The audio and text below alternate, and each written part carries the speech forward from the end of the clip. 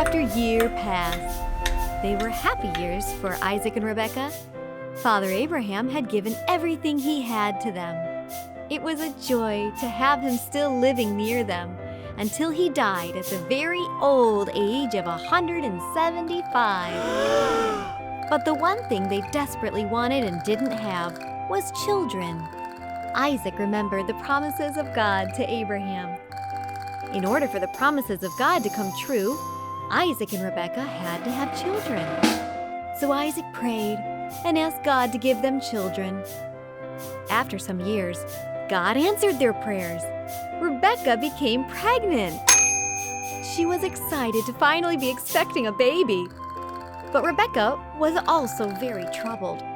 It seemed like there was fighting going on inside of her.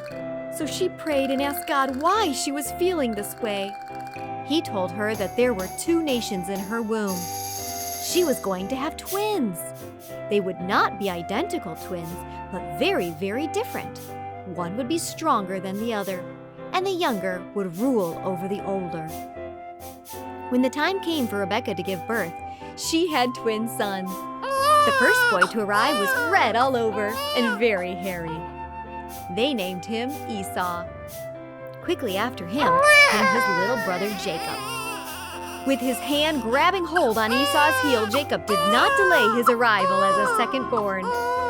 Isaac was 60 years old when the twin boys were born.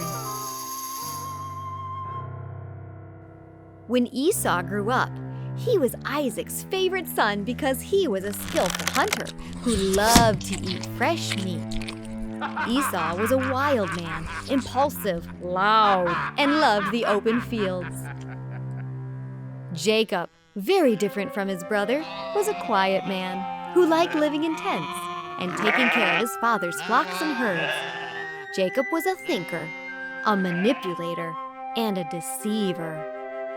Rebekah loved Jacob and favored him over Esau and taught him how to make delicious meals.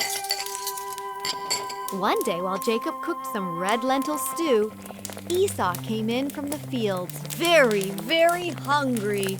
So Esau said to Jacob, "Give me some of your stew, because I'm starving."